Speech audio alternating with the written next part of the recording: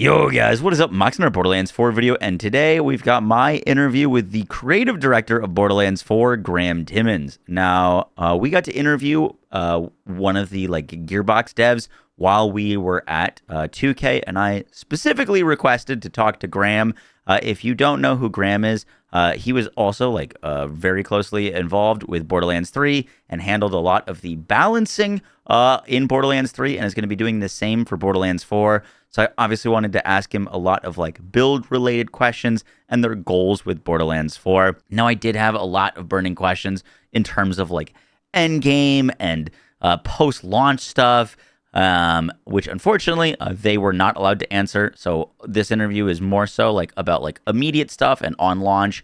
Doesn't really cover endgame, but I did ask him a whole lot of questions about stuff that I thought was super interesting. So I hope you guys enjoy the interview. I'm just going to let it play out, and I'll catch y'all in the next one. Borderlands 3's balance was corrected by a hidden mechanic called Mayhem Scaling. Will we see something like this return, or what are the plans to make sure that action skill builds and melee builds are still viable at endgame? Okay, so we're not talking about endgame yet. Yes. But we do have plans for an endgame. Mayhem as a concept does not exist in Borderlands 4 in any shape, and we have built through the action skills and our damage pipeline, we're thinking ahead for how endgame scaling can work, and where all types of builds are viable without needing to do any special correction behind the scenes. So we should be safe there. Ordinance is a big change to the Borderlands formula, and very excited about it. Are there any means in the game to make full 100% uptime Ordinance builds? Probably. I've never done it. I'm not deep on the Ordinance myself. I like grenade Ordinance, but there are, looking at Rafa's skill tree, you can see that there's already stuff in that skill tree to let you spec into it. So I would say theoretically, yes. I'm trying to think if there's any class mods. We have legendary class mods that are also going to add way more to the kit as well. So I would say it's a pretty safe yes. I just can't think of a specific build off the top of my head. Sets or firmware is a pretty big new addition. Yes. Do you see most builds using some set bonus? Is there ever going to be kind of an incentive to not use one? I would say, firmware is not necessarily an endgame specific thing, but it's very centric to our endgame. Yeah. And I anticipate you'll want to use firmware on your gear. There's not really reason not to. And there's a range of firmware type, and as you saw in the pack screenshot, the more pieces of a set you get more value out of it. I'll say this. Do you get parts of the set bonus for just 1 out of 3? Yes, 1 out of 3. And I'll let you guys know now. I wouldn't say this is spoiling anything. Firmware can roll on all 5 pieces of non-weapon gear. So shield, rep, class mod, ordinance, and enhancement. You can find enhancement or firmware in that gear. Capstones are functioning quite differently in this game than any previous Borderlands game. What was the overall goal behind the decision? Do you see players swapping capstones in different combat scenarios, or? We wanted to find, clearly it was, from the topmost, we have our trunks and branches, is kind of what I coined them, working with Nick Thurston, the character lead. And the goal was, we wanted there to be as many builds as possible, and that you could literally play one character in the same skill tree and still have radically different skill builds between all 4 of the people in co-op. And we also wanted to have more flexibility, so you can, swap augments and capstones on the fly. Yeah. But you only unlock them through putting points into a skill tree. So you're still kind of have this choice of what is my main build going to be? Do I want flexibility to do it on the fly, or do I want to be very specific in my build and just go down very specific branches and not have the extra branch level augments unlocked on capstone? So it's really about player choice and consequence. And I think we found a good balance of letting you have flexibility on the fly, but long term, you still need to use a respec machine if you want to really explore all of the stuff. Bit of a broader question. What were the main areas of Borderlands 3 that you wanted to improve in 4? we've used the term seamless a lot, and that's why I call the world seamless, because I wanted there to be as few interruptions as possible for me. You know, back in BL3, I counted all the level loads that you'd have on a mission, and we had like only this many level loads per mission because that was annoying. Those are all interruptions. In this game, I really wanted to go out like there are no reasons to put down the controller, and so we wanted the world to be seamless with no loading screens as much as possible. Missions being able to be picked up on the fly in some cases. Talking about your character, where you can still modify your character on the fly way more, and just have less opportunities to be like, oh, I want to put the controller down. So that was really like, that's why I use the term seamless, because it speaks to more than just the world. It talks about just the player experience and not having those interruptions distract you. Borderlands 3 had some issues with its matchmaking split with all the different mayhem tiers. How has the matchmaking experience been improved for 4? Well, you saw in the PAX demo, the Sony State of Play demo, that the actual lobby, it harkens more back to BL2 in terms of you see all your friends right on the main menu. You can jump in and out of them. You can also matchmake right from the main menu.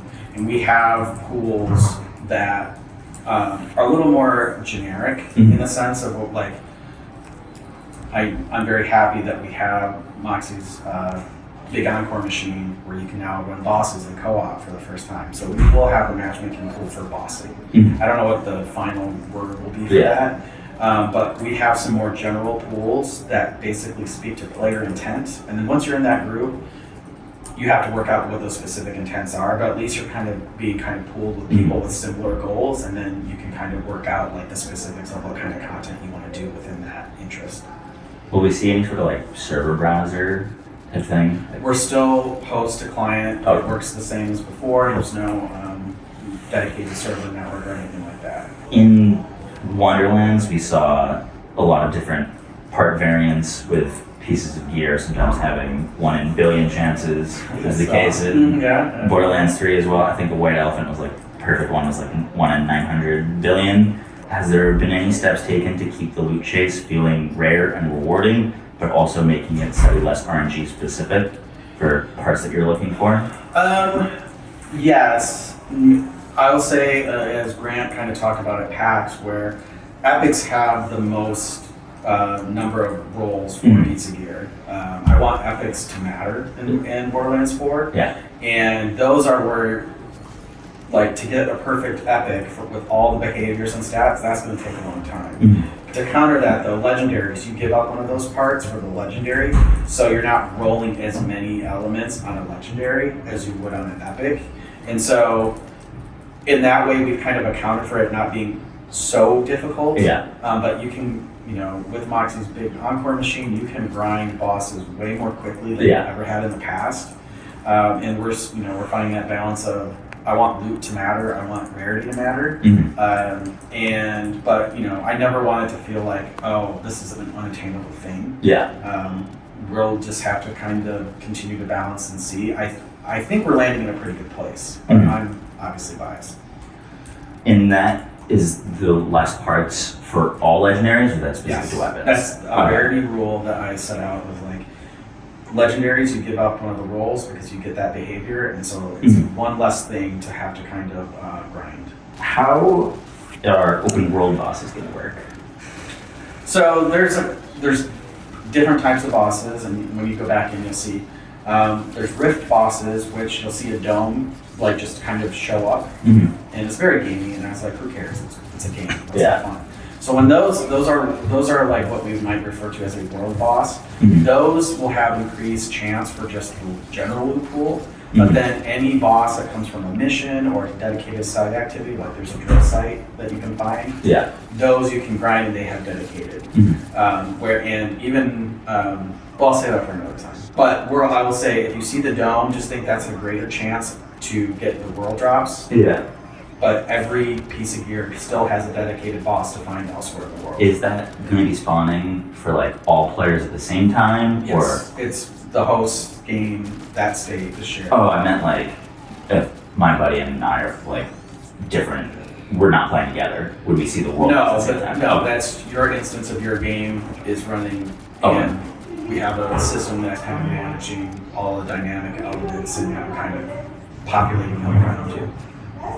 The compass is obviously a big new addition. A lot of things going on with it. Are you going to be able to kind of manage what you see on your compass? Like if maybe I don't want to see vendors or don't want to see things like that pop up on the compass, is that something that we'll be able to?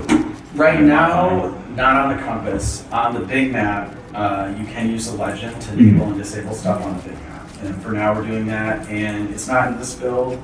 Echolocation will draw a path on the big map, and it will draw, if you like pin a specific location, it will only draw a path to that, even if you have other missions tracked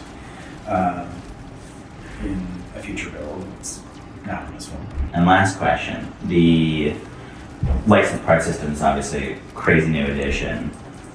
If we see returning legendaries, the legendary roll on them makes them what they are. Do you feel like returning legendaries are still going to feel like using like an Unkempt Herald, or with them rolling a bunch of different parts, is it going to feel like a new experience? It's gonna feel new because of the combination, but the heart of that weapon is still the heart of that weapon. Like they have, like you just got fucking lucky. Yeah. They got that sniper rifle. It still has the heart of what that weapon was. Yeah. But now the way you can think about like, oh, if I have that, almost think of that legendary as like a licensed part. Imagine like, oh, how could I combo that legendary behavior with all these other licensed parts? And so it just, the range of what you can make a weapon do if you find the right parts feels brand new, but the heart of it is going to feel the same. Awesome. Like we don't want to lose that identity.